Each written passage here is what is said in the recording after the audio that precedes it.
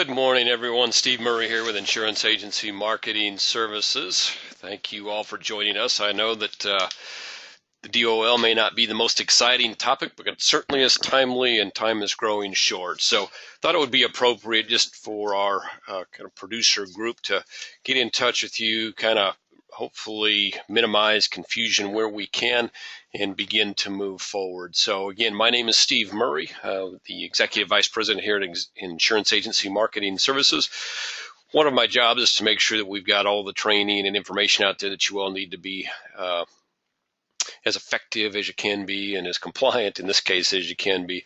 So that's really what today is all about, is trying to get up and ready to go with the impending June 9th date. So I'm going to start with maybe just running through, and we will have some polls come up, and they're really easy polls. Mostly, is this something that you would like more information on, things like that. So, but I'm going to start with a little background, and most of you or many of you are already aware of some of the background, but I want to start here. So, as most of you know, back in April of 2016, the DOL finally enacted a rule that had kind of been in the works for quite a long time, where they kind of imposed a fiduciary standard for qualified fund sales. They did that just for qualified fund sales because that's all they have purview over. It did offer two exemptions, and this is what I think a lot of people don't understand, is what the BICE and the PT 8424 are.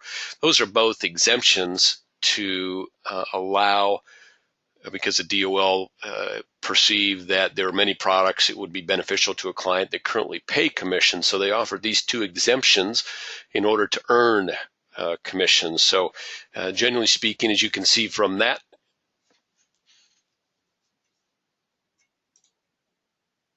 see from that they thought that fees were the way to go, but the exemptions that were offered under BICE and PT 8424 were ways that you could continue to earn commissions. And in order to do that, you had to follow some general guidelines, and we'll talk more about that here in just a moment.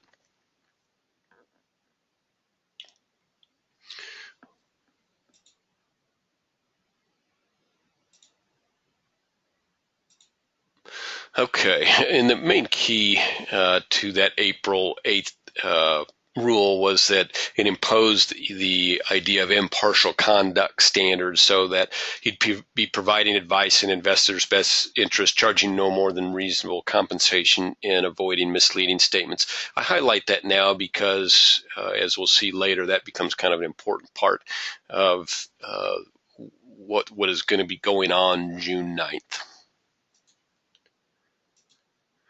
Okay, so on April 10th of 2017, initially that was set as the first kind of transitional implementation date. So it's to go into full effect January 1 of 2018. What they did is they set a couple of dates in there, and one of them was April 10th of 2017 is kind of the first step, if you will, of moving towards that full implementation on January 1, and basically allowed that commissions would be allowed to be earned on indexed annuities under the exemption of BICE, which would require a financial institution supervision and sign-off, which was kind of one of the things that was most surprising to folks that were watching the rule closely when they enacted it. They did not expect that indexed annuities would be included along with what was mostly securities products under the BICE. So that came as quite a bit of a surprise at that time.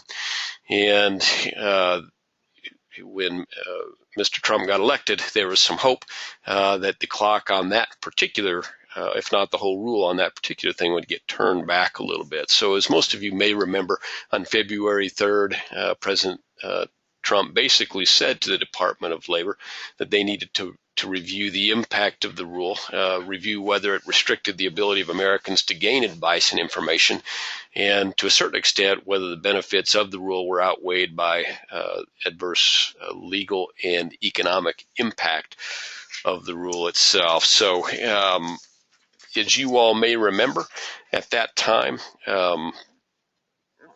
we did not have an acting Secretary of Labor.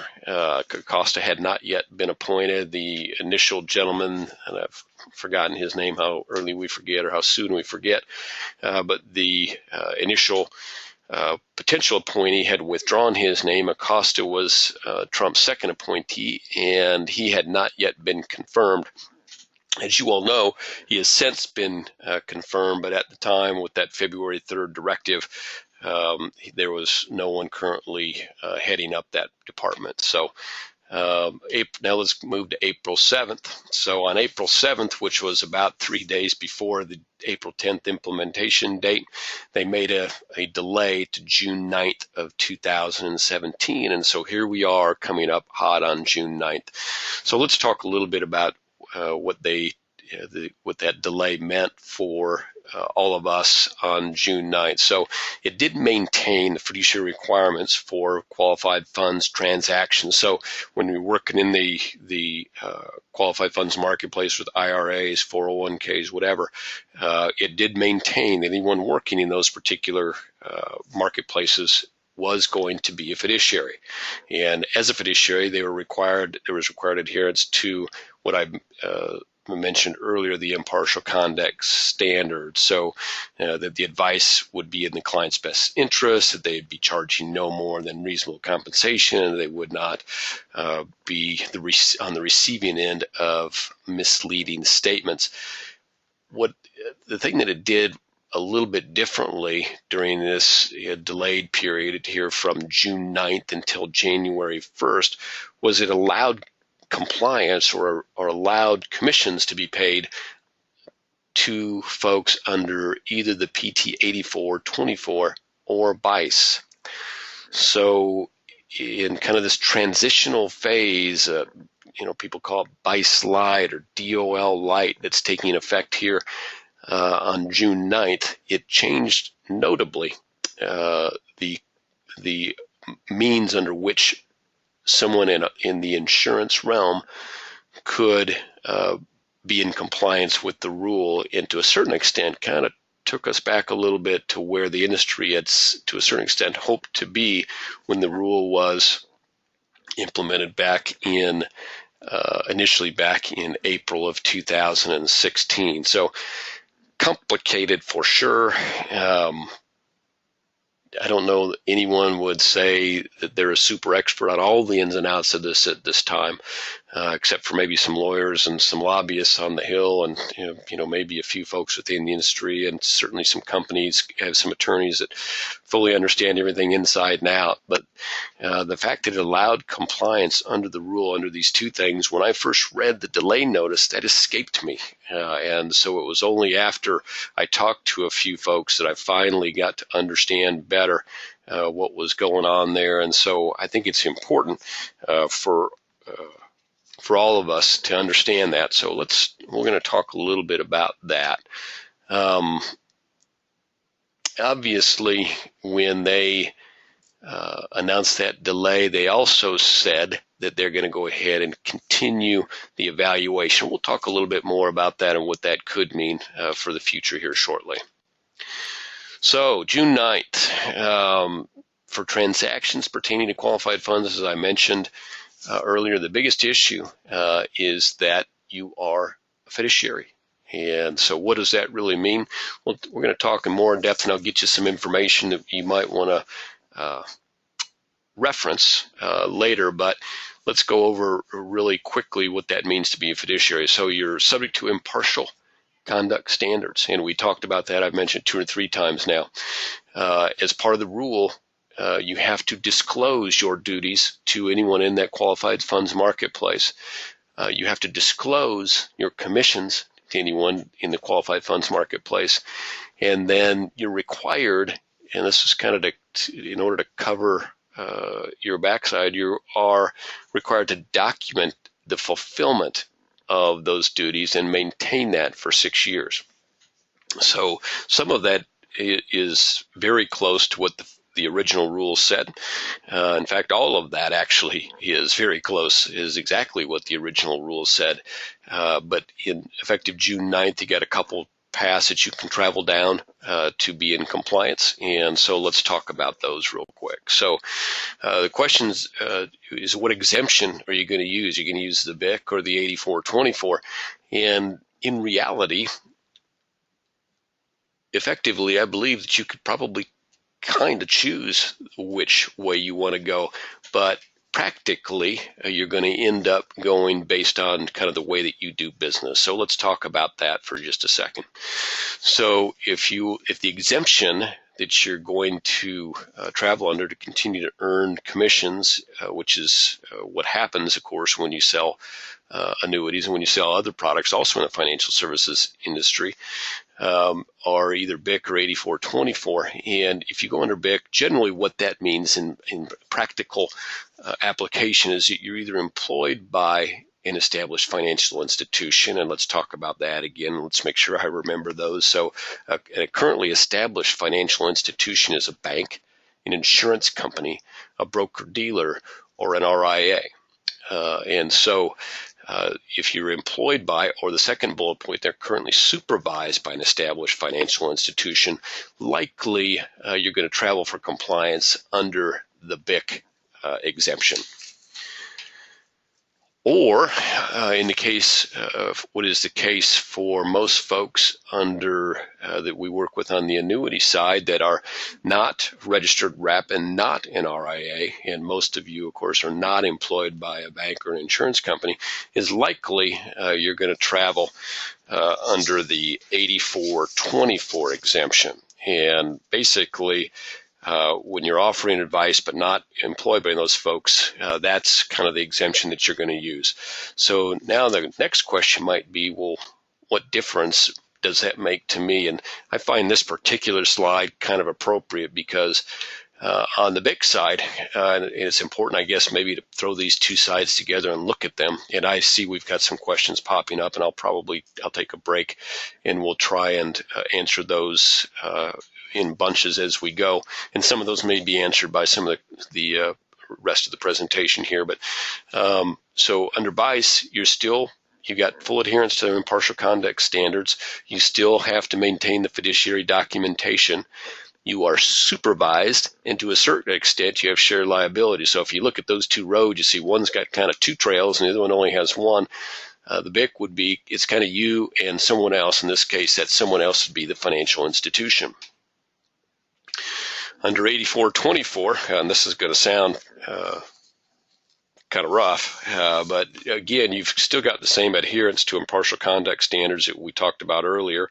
You still have the fiduciary documentation requirement, but in this case, you're self-supervised, and the liability, the fiduciary liability is with you. So you don't share it with the insurance company, you don't share it with the bank, you don't share it with your IMO or FMO, but rather you share that liability with no one. So the liability is yours. And that'll be an important consideration as we go on. So what now? So advisors in the qualified funds market that are employed or supervised by an established financial institution operating under the BICE, you may have, or you probably will soon see something from your supervising entity, your financial institution, that'll kind of give you an idea of how you're going to travel, what they're going to require of you under the new requirements effective June 9th. It's important to note here again that the DOL and the IRS have basically said at this point that there's not going to be a lot of oversight. There's not going to be a lot of consequences, if you will, for non-compliance from June 9th to January 1, because it was meant to be kind of a transitional implementation. So it's kind of meant for everybody to kind of get figured out how to do it, what do they need to do, and kind of get their feet on the ground regarding the new DOL rule. That being said, it does obviously present the opportunity for you to do just that, to kind of get yourself a little bit in tune to what the requirements are going to require of you.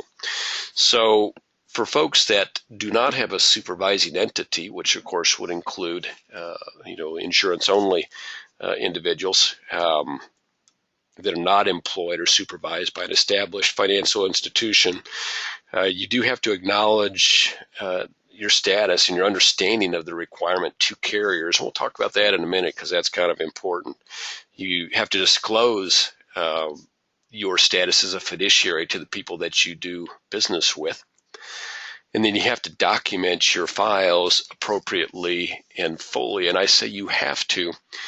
And the reason that you have to is because if you remember that slide earlier where we talked about, okay, who is responsible for supervision? Well, you're self-supervised. Who's responsible for documentation? That documentation responsibility is yours. So we'll talk a little bit about how you might be able to do that or what that might mean. But it's important to remember that there still is that requirement out there for you. So covering your bases, we're gonna go over just a few things here. I'm going to ask, for instance, if you would all like to get this, but this was put out by one of our carriers, and the name is not on it. I want to say I think it was Athene. And this is a best interest determination worksheet for qualified funds. And so this would be, for instance, a sample of some documentation that might be good to have in your file to show that you went through the process that you need to be in compliance with the DOL fiduciary rule. I'm going to put a poll up here, I think I have one on this one. Yeah, good. Many of you may have already begun this process, or and I'm seeing a question or two pop up. Maybe another FMO has said that you need to have some documentation, or maybe there's some software that you need to use or whatever. If that's the case, great. If it's not, and you want to have something kind of as a blueprint, or at least a sample of some of the things that you might want to have in your file, some of the information you might want to have in your file to show that you're compliant with 8424, just put yes on this poll, and afterwards I'll send you this one. And of course, if we come across any other ones, certainly I'd be glad to get those out to you as well. Boy, there's some quick voting going on this one. Just about everyone has voted. Looks like just a couple, well, no. I didn't realize the size. We've got a really large group here today. I would say probably 25 of you have not voted. If you are unable to vote for some reason and you'd like to get that, just shoot me an email or shoot anybody here at the office an email. My email address is steve@iamsinc.com. And go ahead and let me know that you want that, and I'll be glad to get it out. Because the poll is probably overlaying that for you, you probably can't see it. But basically what it does is it kind of walks you through where the money came from, why an annuity might be the best choice for a contract, how you went about determining that that's the best interest of the customer, and then a little bit about the particular annuity that you chose, how it's supported by the particular product. So that's kind of the process that you need to go through. And if you need a little step-by-step guideline for that, I think you'll find that this is a pretty useful little piece that you can use to document your file. And again, now there's about 7 of you that haven't voted, or that's probably low estimate, maybe still about 10 or 12 of you that haven't voted. I'm guessing that's because you can. I'm going to go ahead and close this poll out. And I'm going to leave this document up for a second while we talk a little bit through that. So again, this is not a form that's required by a company. We're going to review what companies are going to require of you as far as format, but this would be something that you might want to put in your file that says, okay, this is the process that I went through. If you didn't click yes on that poll and you would like that, if you would, just shoot me an email at steve@iamsinc.com. I'll be glad to get this out to you. With that, we'll move on from this. This was actually a document that was put out by North American, and it's about a 10-page document, and there's a lot of information about what it means to be a fiduciary, which I think I found really useful for myself. A lot of it kind of talked about some of the things that I already knew, but there were some key phrases and some you see in there. You see there on there. You can see I don't know if you can read where it says key takeaway.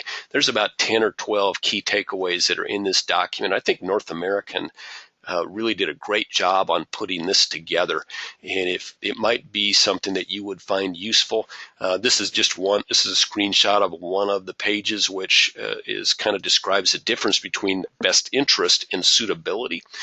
I found that particularly interesting, and I think you might as well, or you might also. So if that's the case and you'd like to see this white paper, simply click yes on this poll, and this is something that we'll be glad to get out with you also after this webinar. And while you're looking at that, I'm going to take just a second to grab a drink of water.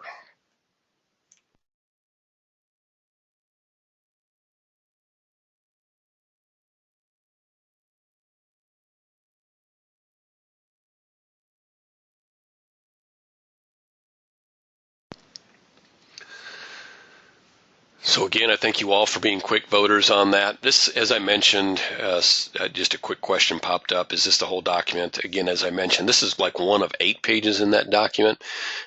Something that if I were out in the field, I think I'd want to have this because you can probably, there's like I said, 6 or 7 or 8 key takeaways. Guy can probably just peruse those really quick. That would probably, it's not like you need to read the whole thing probably, but it'd be pretty useful information. If that's something that you would like, simply hit yes on that poll as it comes up, and we'll get that out to you. And again, really good voting.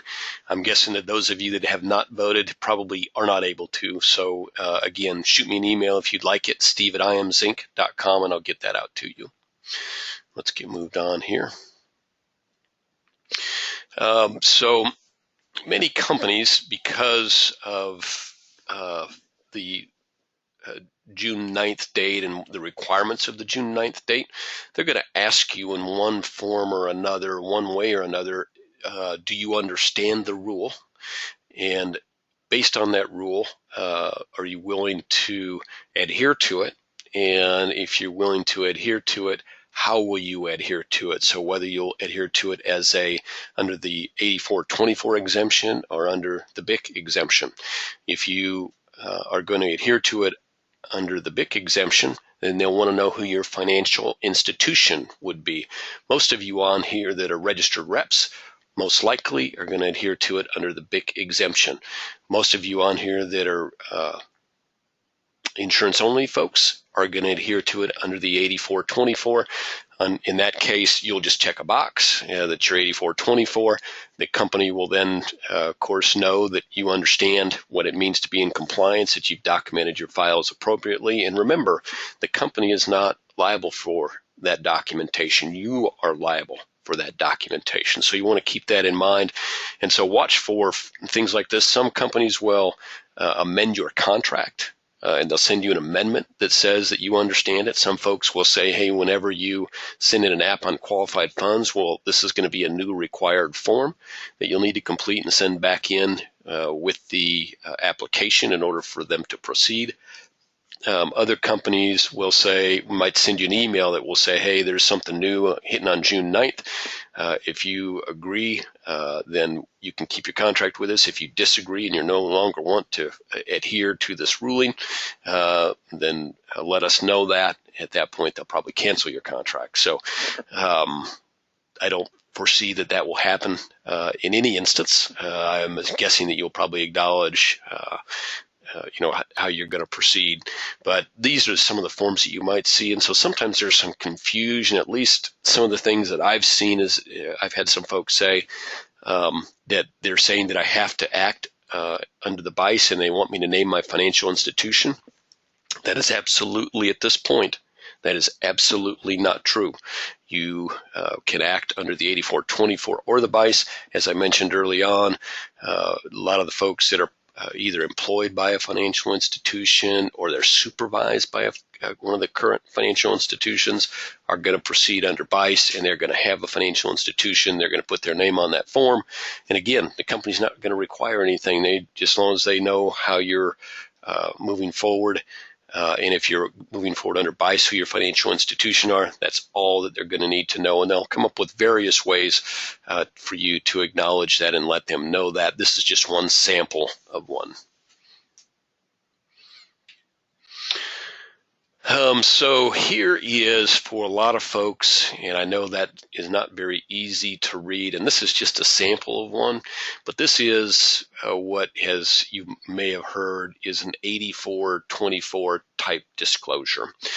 And this is put together, it's just a sample that's put together actually by one of our producers, and some things about it I liked, and so I wanted to offer this is something that you all could look at and say, okay, this is a sample of the 8424 disclosure. So if you are going to, if you're an insurance only guy and you do not have a financial institution who you're employed by or who supervises you, this is most likely the disclosure or a disclosure like this that you will have to have in your file. And again, who's responsible for this? The producer. Whose liability does it cover? The producer. Is this the only thing that producer needs to have in the file? Absolutely not. You'll probably want to have something in your file going back to, let me to page back up. You'll probably want to have something in your file basically like this, or some kind of narrative in your file that kind of goes through this process. But you will want to have also this type of disclosure in your file.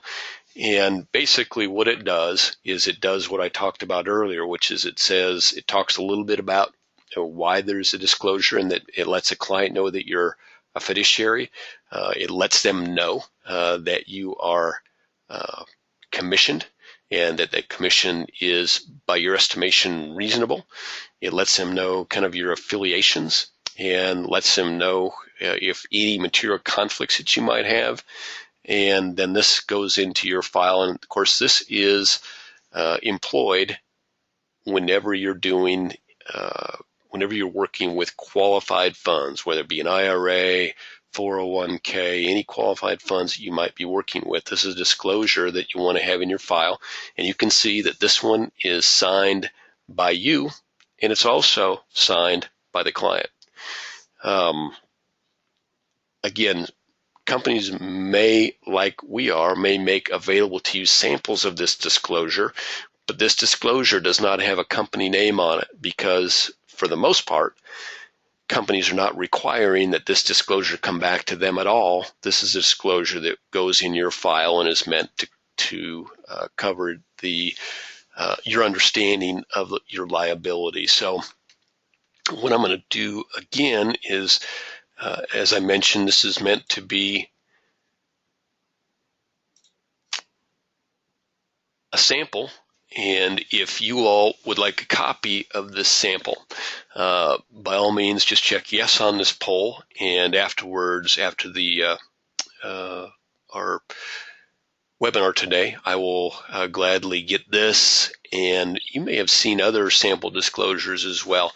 We can probably make a few of them available to you. So while you're checking that poll, yes or no, I'll mention a couple of things about this disclosure.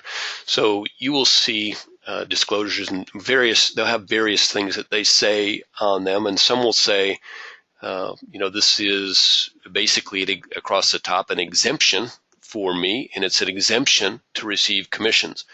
I don't know that there's any reason to start and title your disclosure with that type of information on it. So that's one thing that I think is a little bit different about this particular disclosure that I like. It also is fairly complete, and it talks about all the pertinent details that you need to have on there. And of course, this is something you need to evaluate for yourself. Is this complete enough for me to have in my file to cover my liability under this particular ruling?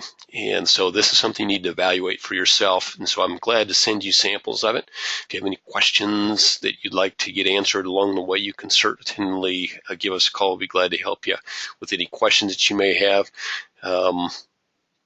What about this? Additionally, you can see under reasonable compensation, you can't see. And again, it looks like everybody that can vote has. We've been pretty consistent there. I know a few of you are not able to. So I'm going to close this out. And so now you can see the disclosure again. And if you look under the 1, 2, 3, 4th section down, it talks about reasonable compensation.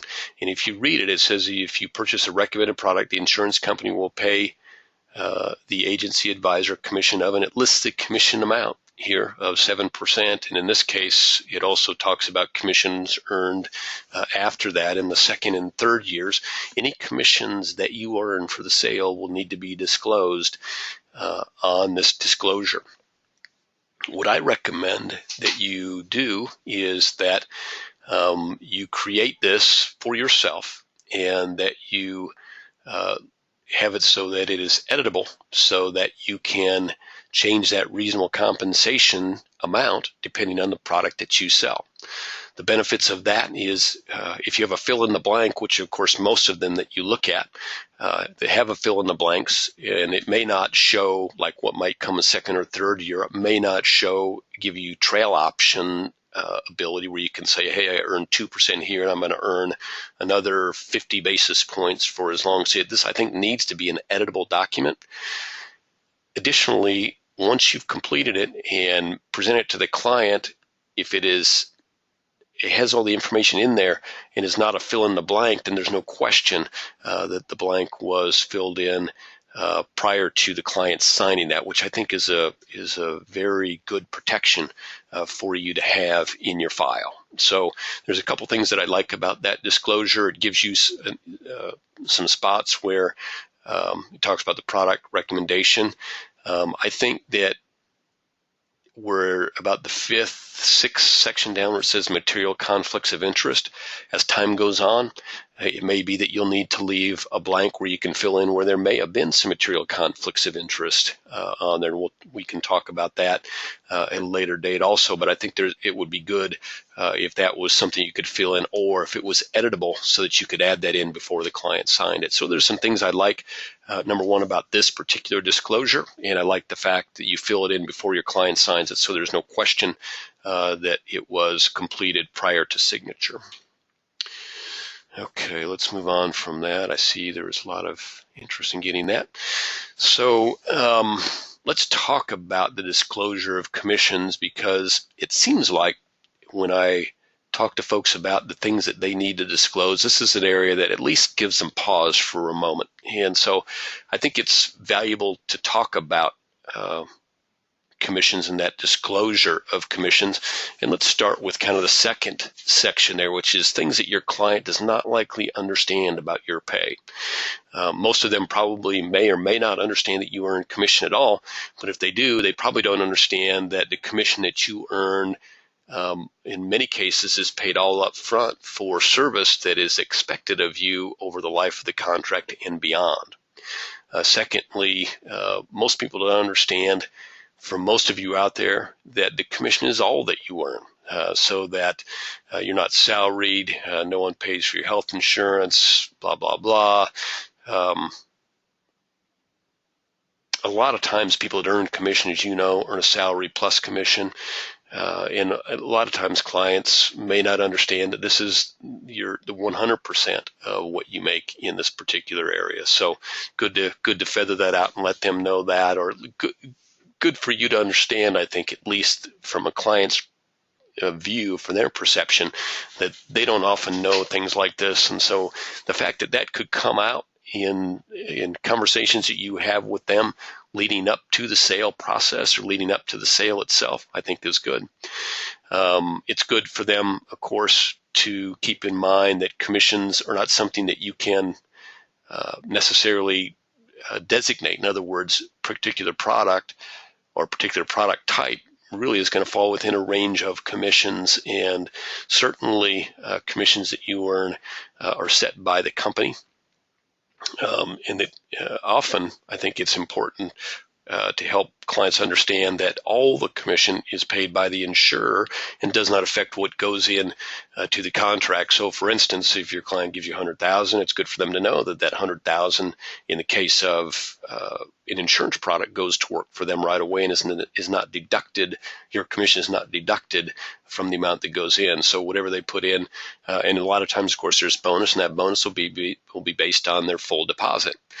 And again, that the commission byproduct is set by the insurer, not by you. So now let's talk about some of the things that it's good, maybe some ways that you can present the fact that you do earn a commission. So again, we talk about the first bullet point, you're commissioned by the insurer. We're trying to find the product that best fits for you, and the products are set by the company.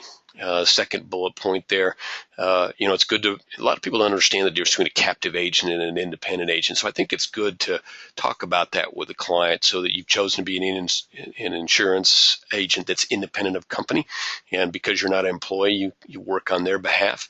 And again, go over the fact that you don't receive salary, office, and benefits and things like that for your ongoing service, but rather you are paid by the company, and that what you're paid by the company is a commission and doesn't affect their deposit. So their entire deposit goes to work for them.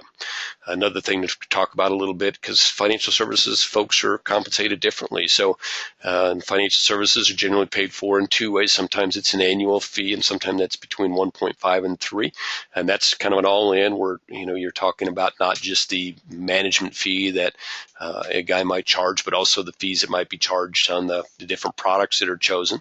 A lot of times people are paid as an upfront commission that's either charged against the initial investment or paid by the product provider. In this case, you're offering a product, the commission is paid up front, quite often paid by the product provider. And I think it's good for folks to know that when they do that, usually there's going to be a surrender charge. And so while the compensation is paid is outside of control, it does not again come out of the investment of the individual and goes right to work for them. Another good analogy, I think, is to talk a little bit about how it varies, for instance, compared to maybe another individual they might be familiar with. And because a lot of people, buy and sell homes, a good analogy might be to compare it to a realtor, because everybody knows that realtors work off commissions. So I would say, there are some similarities between maybe the way that I am paid and the way a realtor is paid. There are a couple of major differences with a realtor. Of course, the services that are rendered by that realtor usually stop at the point of the transaction of that sale ending, where, of course, in our business, that's really kind of the beginning of the service that is done. So it's an ongoing service that usually lasts the length of the contract or beyond. So that's certainly good to know. And, of course, we all know that a lot of the realtor commissions actually come out of the buyer and the seller's deposits, if you will, or the sale price.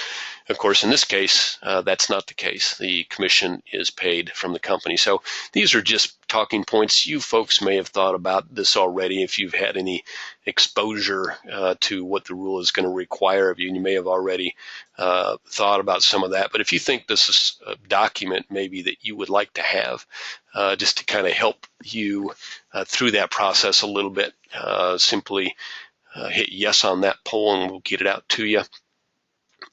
By no means is this meant to be like, hey, because I don't think we need to apologize. Obviously, for our status as independent producers, everyone knows, and conversation after conversation that I've had with folks like you all in the field, everybody knows that you have to get paid for your services, and maybe they know it's a commission, but don't know all the ins and outs of that. I think we've got a profession that we can be proud of, and I think the way that we're compensated is a way that's very fair and equitable. You have seen what a lot of carriers haven't really made a lot of changes in commissions in advance of this rule because they feel like that their commissions as they sit right now are reasonable. And you have to make that decision for yourself because, again, the requirements under the rule make you the fiduciary, and you're the one that's responsible for making that decision. But the fact that in the realm of products available, most of the commissions are relatively close, based on length of term and, SPIA, MIGA, they're pretty well similar in the commissions that are paid.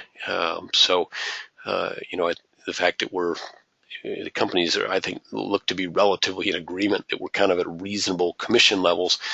So I think we're fulfilling the obligations. But again, these are decisions as the fiduciary responsible party that you have to make for yourself.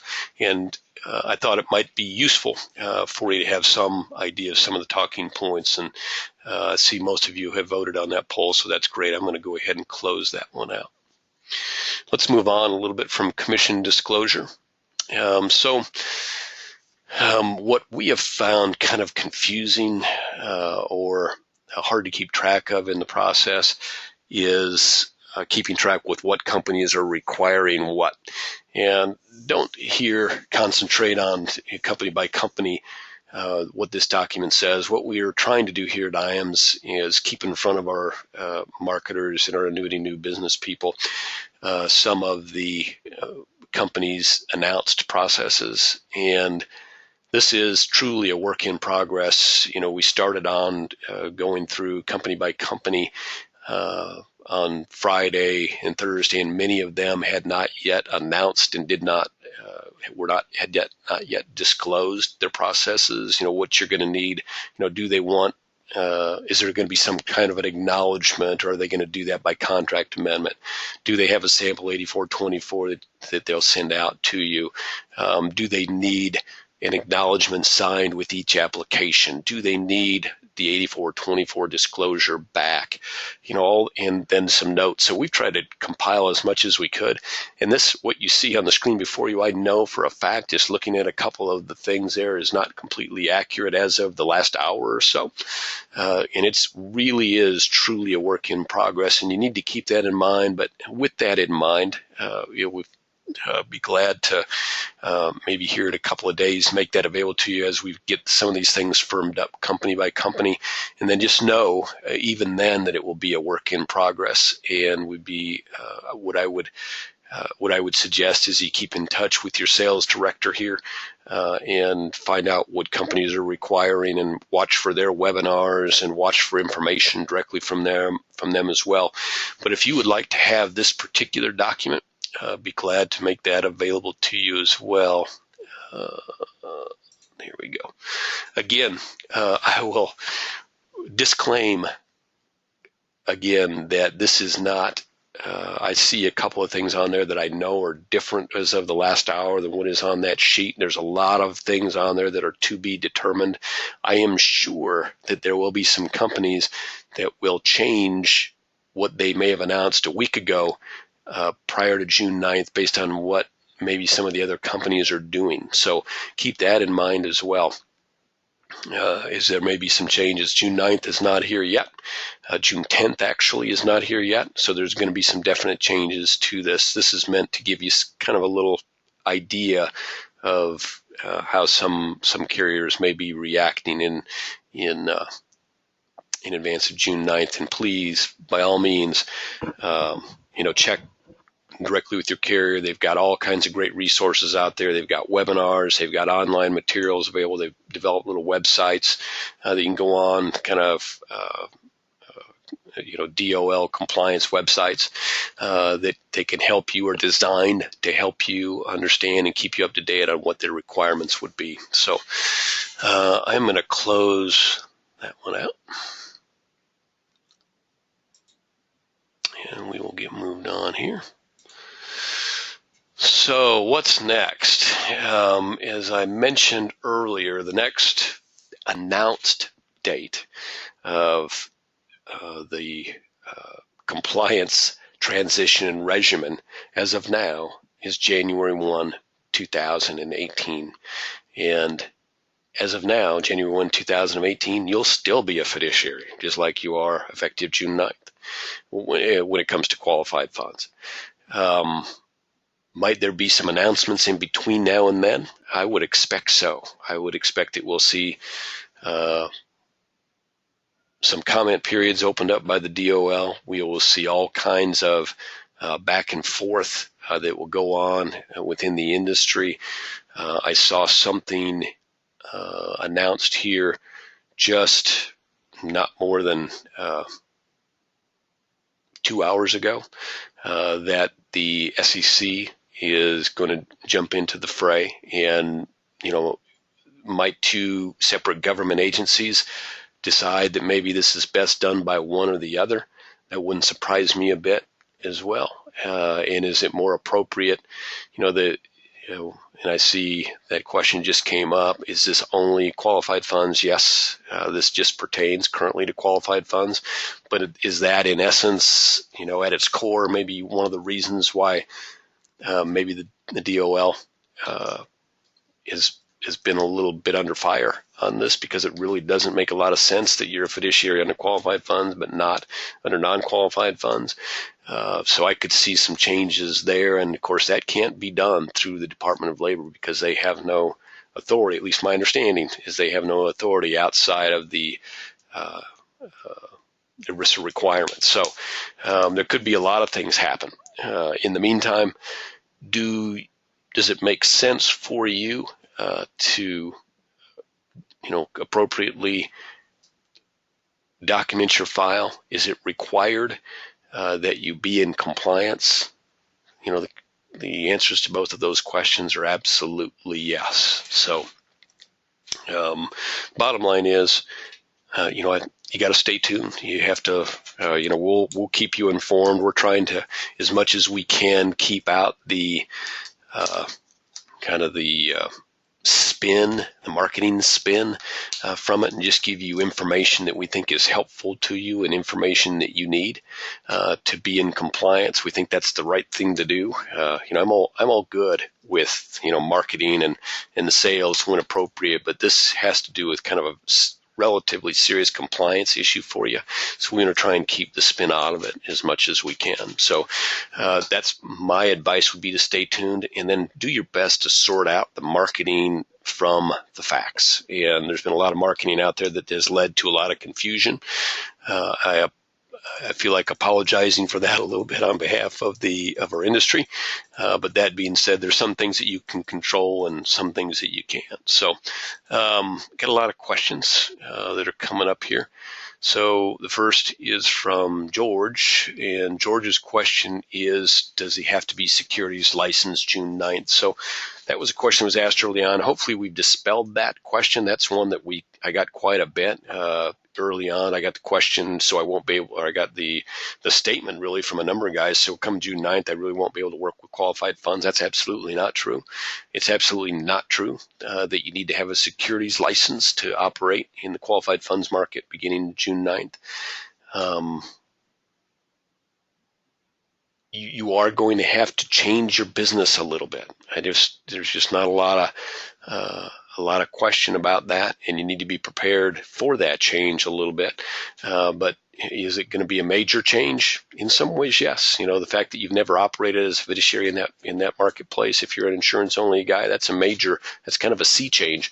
But what do you need to do? What's different in your day-to-day activities? Have you always acted in the best interest of your client? We're at IAMS here, we're pretty fortunate. We work with a bunch of pretty qualified, experienced guys. And the answer to that would be yes, they have been acting in the best interest of their client. So does much change there? No, I don't think so. But the documentation of it and the process that you go through to arrive at your recommendation, I think some of that does change, effective June 9th.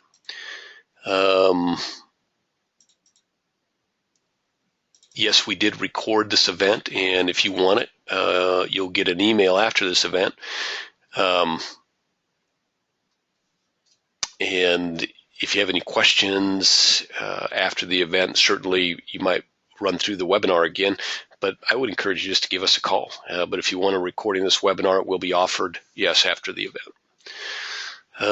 Yes, I will send out that form to anybody that requested, or any one of those forms to anyone that requested it.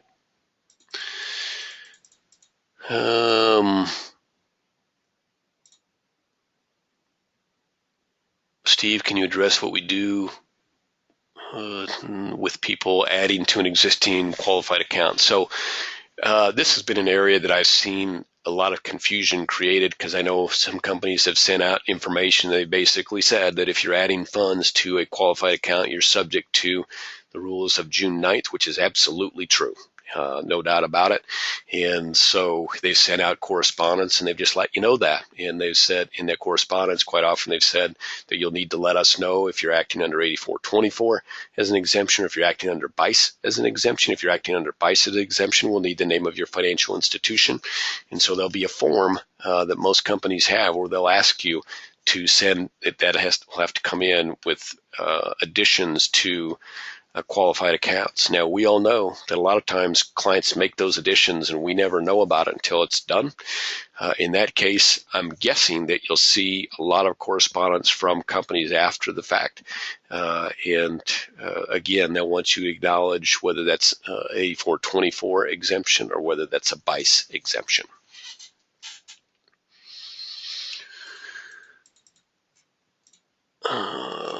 Will samples of how to discuss commissions with their clients be shared with us? So yes, again, the sample there is going to be available to anyone that checked yes. If you didn't check yes and you would like it, just shoot me an email at steve@iamsinc.com.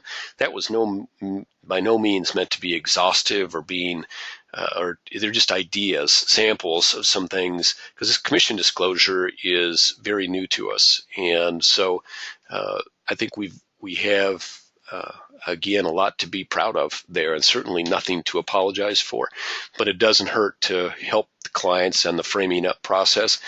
And I've had a conversation with a lot of guys about how they talk about that. And I think if you wait right until you get sitting down and ready to sign the app to disclose that you're earning commissions, I think that's could be a stumbling block that you definitely don't need to have. I think talking about how you're compensated during the sales process and leading up to the sales process, and maybe even having a conversation when you first meet a client and let them know that whether you're an insurance-only guy, whether you're a IAR and an insurance guy, or whether you're a registered rep and an insurance guy, to kind of frame that up and say, there are many things that we might talk about. Maybe some that earn fees on, some that earn commissions on, and talk through that a little bit, how you're compensated, the fact that you are an independent producer and that you work on their behalf, if that is indeed the case. I think those are all great discussions to have before. But again, gosh, you guys are in the trenches every day, and you understand better that process than I do. But certainly we're glad to make that information available to you so you can at least get some talking points and, maybe kind of lay some seeds for you as to how to talk about commissions. A lot of questions coming in.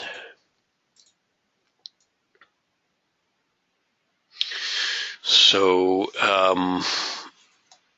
the question is, will IAMS act as a financial institution for the BICE? So, as I mentioned in the insurance-only realm, if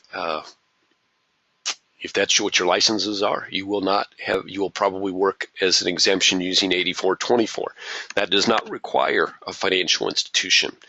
If you are operating under the BIC exemption, and have a financial institution, likely that financial institution is your broker-dealer or your RIA.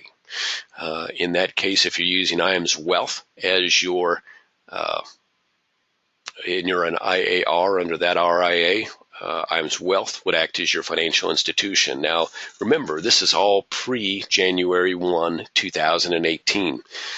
If the Department of Labor ruling stands pretty much as it was proposed, not as it is from June 9th to January 1, but as it was proposed back in April of 2016, and to offer the ability to sell indexed annuities under using qualified funds, then you would need a financial institution at that point. And it would be our intention, if things stand just exactly as they are today, that IAMS Wealth Management would act as your financial institution as an associated person. So we'll offer that outlet. Additionally, as you all may or may not remember, there was a proposal by the Department of Labor as to how a IMO or FMO could act as a financial institution. It may be that that's one of the things that might get explored and changed, and if IAMS might fall within the guidelines to be a financial institution there, it would be our intent also to act as a financial institution under that. Again, these are things that are still well up in the air, but it would be our intention as a firm to offer you at least one, if not a couple of different outlets to be a financial institution. Hopefully that answers that question. Thanks, Bruce, for that. Not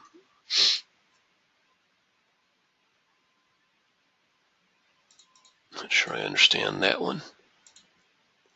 Why is the DOL and the SEC proposing these regulations? Probably because the SEC hadn't and the DOL forwarded them first. As I mentioned later, the SEC, I think Friday, basically kind of waded into this discussion on a more formal basis, so we'll probably see something more from them shortly on this.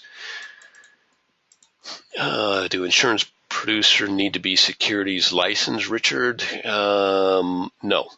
So can they be? Yes. Can they be Series 65? Yes. Do they need to be between now and January 1? No. Under the regulation as it was forwarded in April, do they need to be? No.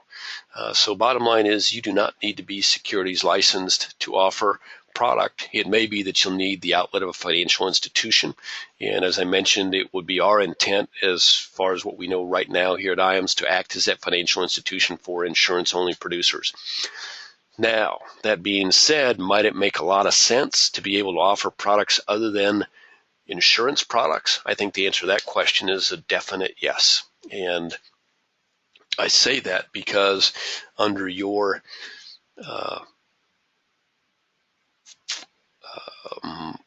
responsibility as a fiduciary, and as you go through the process of a fiduciary in working with your clients with qualified funds, you are going to uncover other opportunities. And the idea that an indexed annuity or a fixed annuity or life insurance or another insurance product might totally fulfill your client's needs and obligations under your status as a fiduciary is not likely.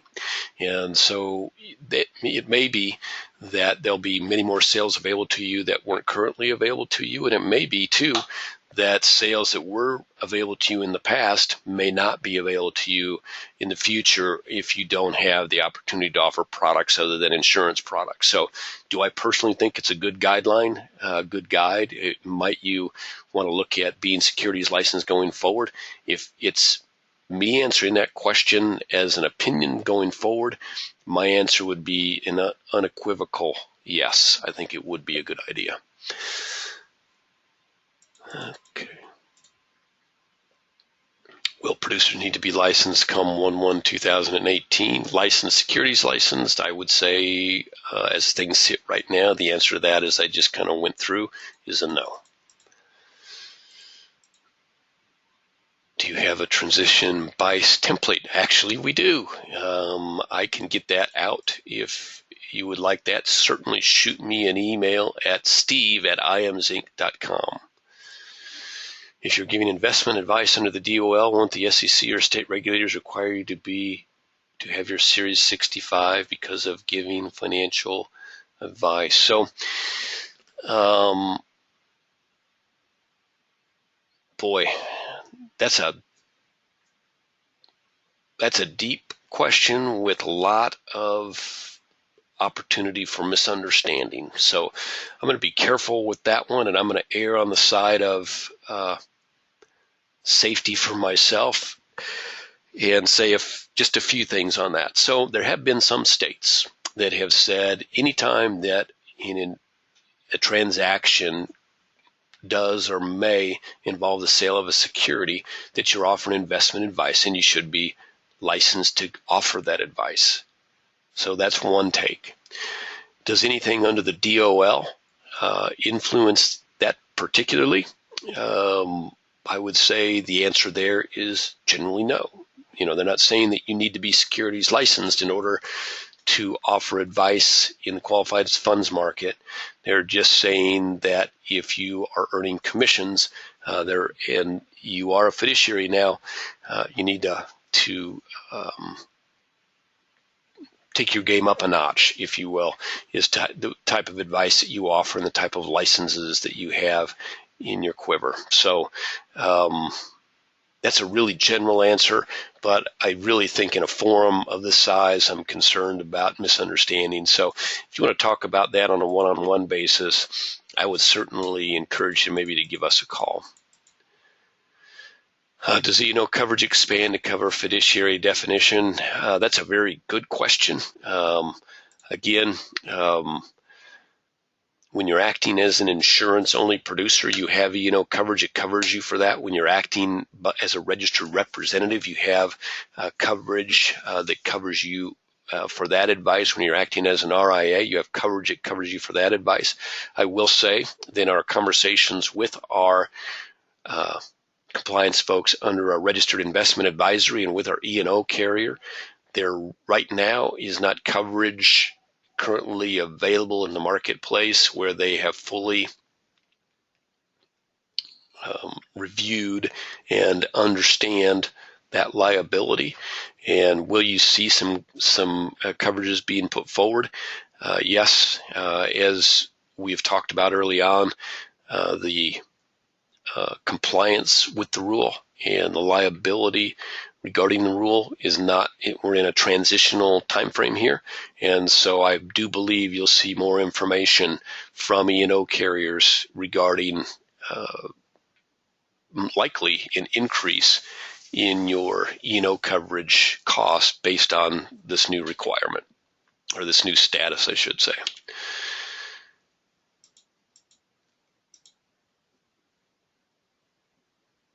Do we have to send impartial conduct standards to past clients? So when the rule was first enacted, there was question about what had to be, what current clients had to be informed of.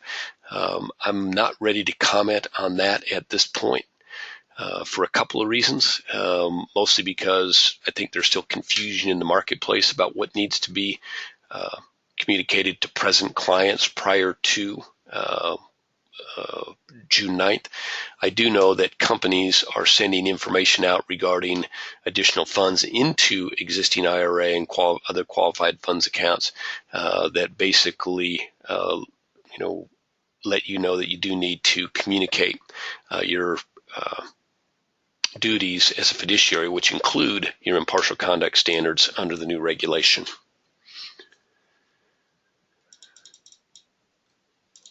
Will I still be able to earn commissions? I bet we've gotten that covered by now, but yes, the bottom line is you still will be able to earn commissions. Both the E's in both the BIC exemption and PTE, E stands for exemption, allow you as an exemption using either the BIC or the PTE 8424 to do just that, to actually accept commissions for advice in the qualified funds market. If we are rolling pension money before 6/9/17 date, but the money doesn't get to the company, another very good question. So the question is, if you transact business and the application is dated prior to or on June 9th, are you subject to the regulations post June 9th, regardless of when the monies are received? So for purposes of company compliance, what they're saying is that they're going to go based on the date of application. You can see why that would be, because you can hardly inform your client that you're acting as a fiduciary prior to that, because technically you're not acting, if you're an insurance-only individual, as a fiduciary prior to June 9th. So you can see why companies do it on application date. That is the opinion or the information I've got from 5 or 6 carriers, and it's been unanimous among those, but I have not checked with every carrier, but I think you may find that to be definitely the rule, not the exception. A lot of good questions here. My email again is Steve, S-T-E-V-E, at IAM is Mary, S is in Sam, INC.com. So it stands for Steve at Insurance Agency Marketing Services Incorporated. And that is a .com. If you have any questions or if you don't get that, give me a call here at the office, 800-255-5055.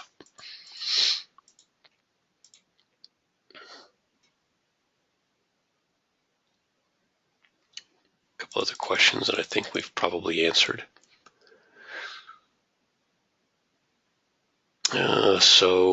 The question is, no matter how things shake out, whether now or after January, IAMS will have me covered. I would say generally that's pretty true. We have the ability under the current regulation as put forward in April of 2016, we have an outlet to act as the financial institution through our RIA, IAMS Wealth Management. So there will be that outlet. I expect that there will be notable changes in the regulation, and there's already been plenty of upheaval regarding the requirements for an IMO on their own to be a financial institution. So there could possibly be some changes there that would allow us to act as a financial institution there. So I would say that the answer is yes. And moreover, certainly IAMS will keep you informed as to everything at our disposal regarding the requirements of the rule. And so in terms of information, we're going to try and keep your back on that. As I mentioned earlier, try and keep the marketing to a minimum and the information to a maximum.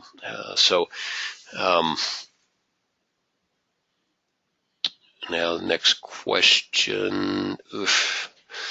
So if I decide to become an RIA, can IAMS help me? So IAMS, no. IAMS Wealth Management, yes. I've got a slide.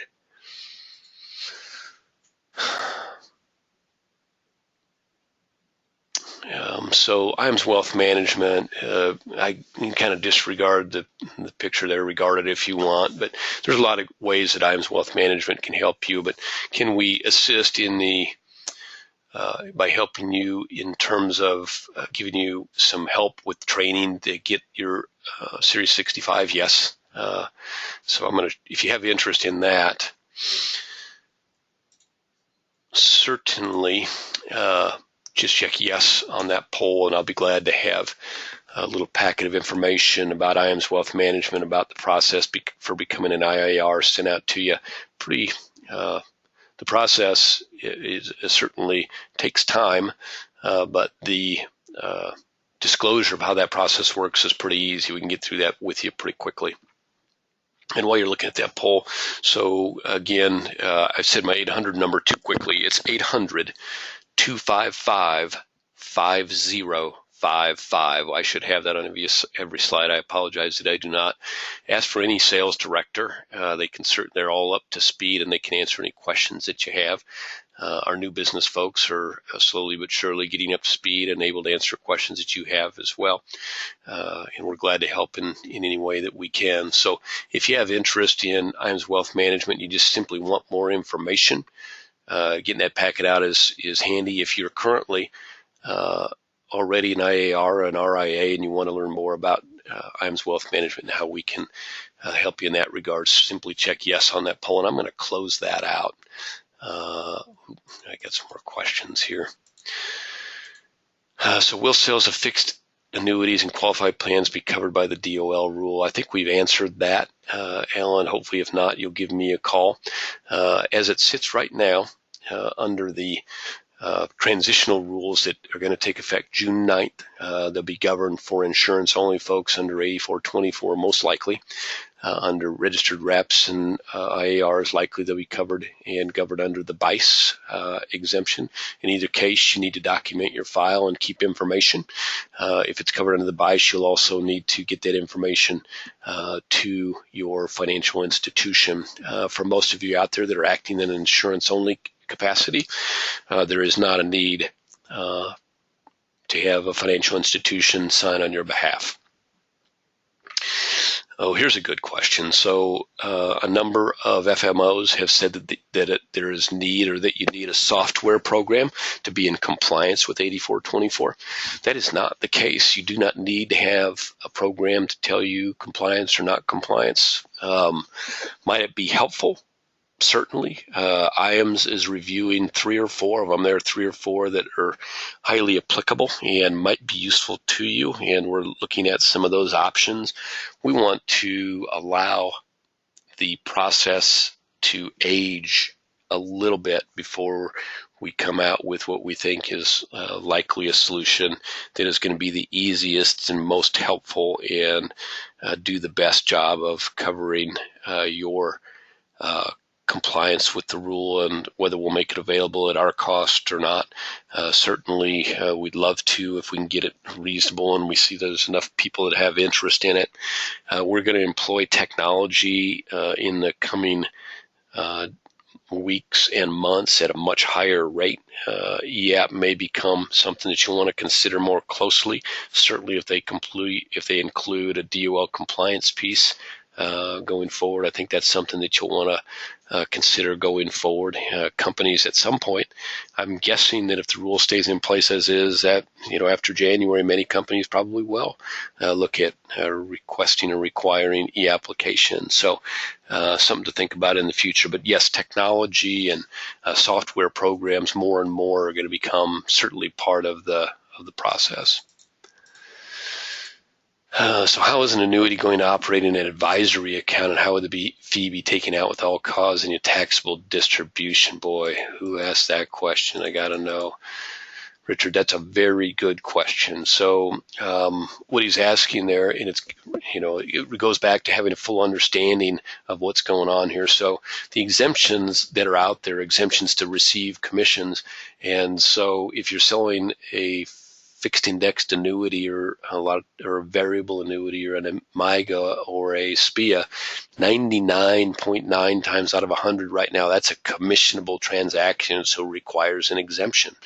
There are a couple of annuity products out there right now, and certainly more in development, that do not pay a commission. They're designed to be sold in an advisory platform, and so they don't pay a commission. Rather, they're designed to be put into an advisory platform, and a fee for that advice deducted from the value each year. And of course, if that's the case, then if that fee is going to come out of the annuity, then will that not create a taxable situation? And the fact that Richard knows that there's a question about that certainly invokes a lot of understanding of everything that's at play here.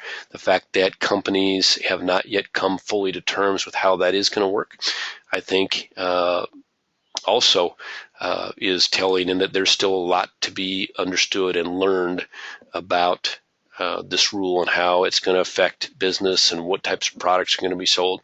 Right now, it would be very, very difficult, frankly, to offer a fixed indexed immediate MIGA type product in an advisory, strictly in an advisory platform. So that will become more and more common. Companies will design products and processes in order to circumvent's the wrong word, but in order to comply with the rule and still not create a annual taxable event that may even result in the 10% IRS penalty. So stay tuned again for that. Okay, so there's a bunch of questions coming up, but I have well exceeded our time here. I'm going to throw one more poll up, and this is going to be basically, so I got a poll. I got to close that one down first. Okay, so if you have questions still and you would like to speak with someone, hit yes, and your sales director shortly after the webinar today will give you a call and answer any questions that may have been raised. I fear that in the short term there will be more questions raised than answers, and a lot of, some of the information that I get from companies confuses me, and I feel like I understand because we've had to maybe a little bit more about the rule than a lot of folks do in the field, because a lot of folks in the field, are saddled with the day-to-day, how do I keep business and how do I keep my business going? And so wait for that information for us. And even with that and talking about it and working with it almost on a daily basis over the last 7 to 10 months, still some of the stuff that I get confuses the heck out of me. So I know you're all going to get confused. I know a lot of the information we may have covered today is confusing. And so if you have questions, just hit yes, and a sales director will give you a call and do their best to answer it. And again, their instruction is to, as much as possible, keep the marketing out of it, keep the sales spin out of it, and just concentrate on the rule. Because most of you on here with us today are folks that are already doing business with us and are pretty loyal already to IAMS. So I don't know that we need to do a bunch of marketing with you, but I do think that the more information we can get you, the more help that we can bring to bear for your benefit, the better off we all are. So if you have a question, you'd like to talk with a sales director, just hit yes on that poll, and we'll get a sales director to call you as quickly as we can. It sounds like, based on the voting there, that most of you don't have a lot of confusion, which is great. You're doing better than me. I'm going to go ahead and close that poll out. That's not going to preclude you that may not have had a chance to answer from giving us a call here at the office, 800-255-5055. I'm sure I've created some confusion where maybe there wasn't confusion in the past. For that, I apologize. We'll try and get your questions asked and answered from our sales directors as quickly as possible. I'm going to go ahead and close that poll out. Thank you all, by the way. I've been really good about answering the polls where we can. So the one question that hasn't been asked and answered yet to the group that I think is kind of useful is, can I avoid all of this rigmarole by offering traditional fixed annuities? So when they enacted the delay to the DOL rule, they included fixed indexed annuities among the companies that are among the products that you could operate under 8424, and then they increased the requirements of 8424. My understanding is that traditional fixed annuities would also operate under the kind of the enhanced transitional 8424 rule. So the short answer is no. You can't avoid all the hubbub of this regulation by offering just traditional fixed annuities. Now, the good news is that all the hubbub is notably less than it was, or that it could be in January, and less than it was up until the delay was announced in early April of this year. So keep that in mind. Again, a lot of questions still out there. I'm sorry that I haven't been able to get to all of them.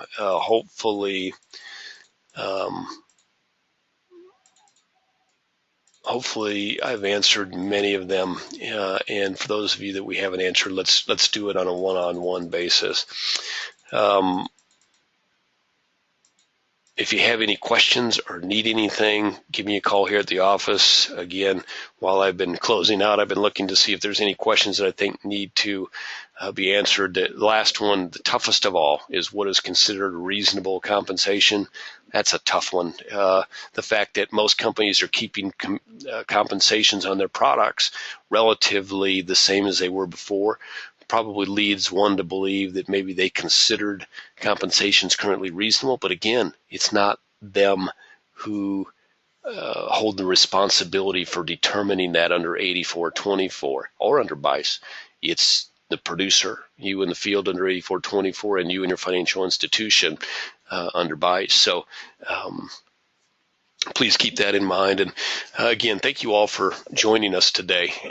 It's been a good webinar for sure, and been helpful for me even to see all your questions. It helps me to understand better some of the questions that folks still have out there, and the level of confusion really that it doesn't surprise me at all, given all of the all of the what's going on with the DOL rules. So let us know how we can help you here at IAMS. That's what we do. We're here to help you all, our producers, everyone that was on our webinar today, or folks that have been active producers with us here at IAMS. Thank you for your business. We appreciate it. Keep in touch. We will do the same on our end. And again, thank you all for joining us today. Very, very helpful for me. Hopefully it was helpful for you. Give us a call at 800-255-5055 if you have any additional questions. Thank you.